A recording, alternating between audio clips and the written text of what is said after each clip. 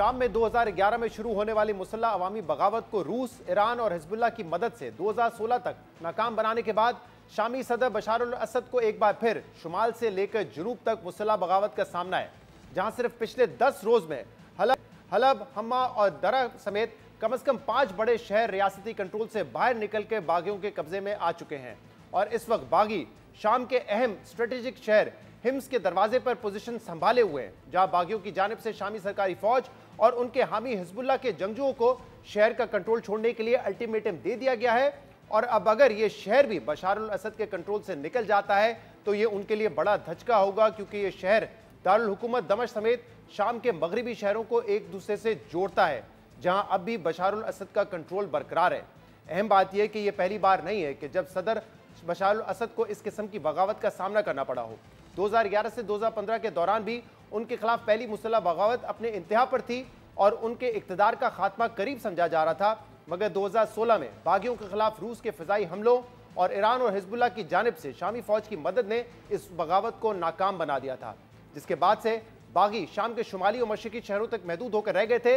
मगर 27 नवंबर को शाम के मंजरनामे में उस वक्त हैरानकुन पेशरफ्त सामने आई जब तहरीरुल शाम नामी तंजीम और उसके इत्तेहादी मुसल्लह ग्रुपों ने इदलिब से निकलकर मुल्क के शुमाली मगरब हिस्से में शामी सरकारी फौज के ठिकानों पर बड़ा हमला कर दिया और देखते ही देखते हलब, हम्मा समेत मुतादिद बड़े शहर किसी खास मुज़ाहमत के बगैर बागियों के कंट्रोल में चले गए। शाम में इंसानी हकूक़ की तंजीमों के मुताबिक पिछले 10 रोज से जारी लड़ाई में अब तक 800 से ज़्यादा अफराद हलाक हो चुके हैं, जिसमें शामी फौज के 65 से ज़्यादा फौजी और अफसरान भी शामिल हैं। और अब इस पूरी सूरत हाल में सवाल ये रूस और ईरान एक बार फिर सदर बशार अल असद को बचाने के लिए मदाखलत करेंगे कि जब रूस पहले ही यूक्रेन जंग में और ईरान इजरायली तनाज़े में मसरूफ़ है। इस बारे में ब्लूमबर्ग ने रूसी सदर के करीबी ज़राए के हवाले से बताया है कि इस बार रूस का बशार अल असद को बचाने का कोई मंसूबा नहीं है, बल्कि रूसी सदर शामी अफवाज के हथियार डालने पर शदीद बरहम है और जब तक यह सिलसिला जारी रहेगा रूस शामी सदर की मदद को नहीं आएंगे। जबकि पिछले 10 रोज में सामने आने वाले गैर मामूली वाक़यात के बाद अमरीकी इदारे वॉल स्ट्रीट जर्नल ने रिपोर्ट किया है कि सदर बशार अल असद की अहलिया और बच्चों समेत दीगर अहल खाना शाम छोड़ चुके हैं और बशार अल असद कहाँ है इसका भी कोई इल्म नहीं है। मशरिक़ वस्ता में होने वाली इस अहम पेशरफ्त पर हम बात करेंगे, जिसके लिए हमें ज्वाइन किया है TRT वर्ल्ड के नुमाइंदे हसन अब्दुल्ला ने, जो इस वक्त शाम के शहर हलब में मौजूद हैं।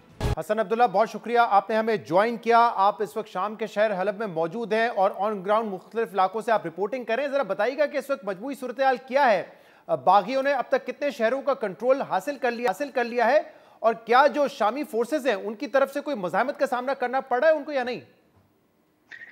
देखिए, बुनियादी तौर पर जो स्ट्रेटेजिक अहमियत के हामिल सूबे हैं उन पर कब्जा कर लिया है। मिसाल के तौर पर आप हलब सूबे की बात करें या हमा की बात करें, ये बहुत अहम थे, इस पर मुकम्मल तौर पे कब्जा हो गया है। इदलिब पर कब्जा हो चुका है। जनूब में जो हिम्स सूबा है उस पर तकरीबन कब्जा हो गया, लेकिन जो हिम्स शहर है उस पर भी कब्जा नहीं हुआ। अलबत्ता जब आप दिमिश्क की तरफ बढ़ें तो दिमिश्क के जनूब में जो 2 बहुत अहम सूबे हैं, एक तो दरा है और दूसरा सुवेदा है, इन दोनों पर उन्होंने कंट्रोल हासिल कर लिया है। उन दोनों की जो मरकजी जेलें थी वहाँ से जो लोग कैदी थे, वो कह रहे हैं कि सियासी कैदी थे, उनको छुड़वा दिया है और अब वहां से उन्होंने शिमाल की तरफ यानी दमिश्क की तरफ बढ़ना शुरू कर दिया और इस वक्त वो दमिश्क से तकरीबन 10 किलोमीटर दूर है। तो एक तरफ तो शिमाल में उन्होंने मुख्तलिफ इलाकों पे कब्जा किया और दूसरी तरफ से जनूब में भी अब वो चढ़ाई कर रहे हैं। हिम्स के मशरक में एक बहुत अहम उनका मिलिट्री बेस था जो सीरियन रेजीम का T4 के नाम से मशहूर है। T4 पर भी जब उन्होंने चढ़ाई की तो जो रजीम के फौजी थे वहां से फरार हो गए और उस T4 बेस को छोड़ दिया। तो अब आप ये समझ लीजिए शहजाद साहब कि सिर्फ दमिश्क ही रह गया है जिस पर चढ़ाई बाकी है।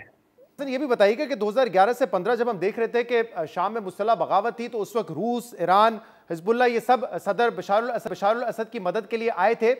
इस वक्त क्या हालात लग रहे हैं? क्या इस मदद का इम्कान है या आपको लगता है कि जो बागी हैं वो बआसानी दमिश्क का कंट्रोल संभाल लेंगे?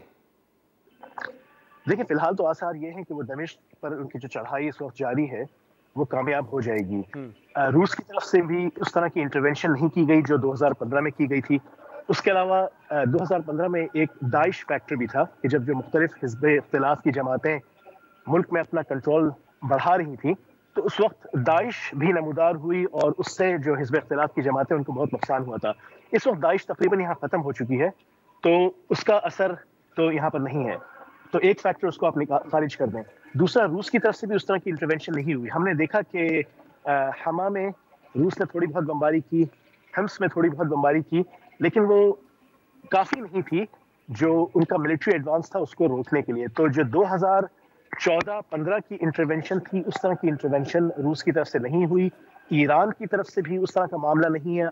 آپ کے علم میں ہوگا کہ آج دوحہ میں استانہ فارمیٹ کے تحت ترکی, ایران اور روس کے وزرائے خارجہ کی ملاقات ہوئی, اور آپ اس میں باڈی لینگویج دیکھیں تو جو ایرانین وزیر خارجہ ہیں اور روسی وزیر خارجہ, ان کی باڈی لینگویج بہت پیسو قسم کی ہے, اور انہوں نے بہت ہی جنرلائز قسم کے سٹیٹمنٹس دیے ہیں کہ ڈائلاگ کے ذریعے معاملے کو حل کرنا چاہیے. لیکن گراؤنڈ ریالٹی یہ ہے کہ عسکری طور پر حزب اختلاف کی جماعتوں نے اپنا کنٹرول بہت مضبوط کر لیا ہے, اور اب وہ جب نیگوشیٹنگ ٹیبل پر اگر آتے بھی ہیں تو ایک بہت مضبوط پوزیشن کے ساتھ آئیں گے. اور یہ اطلاعات بھی سامنے آ رہی تھی. انفیکٹ وال اسٹریٹ جرنل نے یہ رپورٹ کیا کہ بشار الاسد کی جو فیملی ہے وہ شام چھوڑ کے جا چکے ہیں اور ان کا خود بھی کوئی اتا پتہ نہیں ہے. تو کیا اس حوالے سے کوئی اطلاعات ہیں آپ کے پاس؟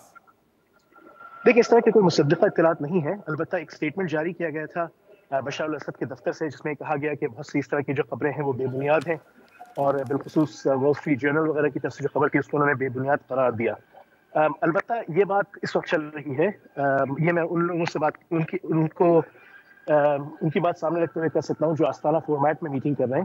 انہوں نے کہا کہ سیف پیسج کا آپشن ڈسکس کیا گیا ہے کہ بشار الاسد کو کس قسم کا محفوظ راستہ فراہم کیا جائے, کون ملک ہے جو ان کو اور ان کی فیملی کو لے لے گا, کیونکہ اس وقت جو اسیسمنٹ ہے روس کی طرف سے بھی وہ یہ کہ یہ معاملہ ختم ہو چکا ہے بشار الاسد کے نقطہ نظر سے.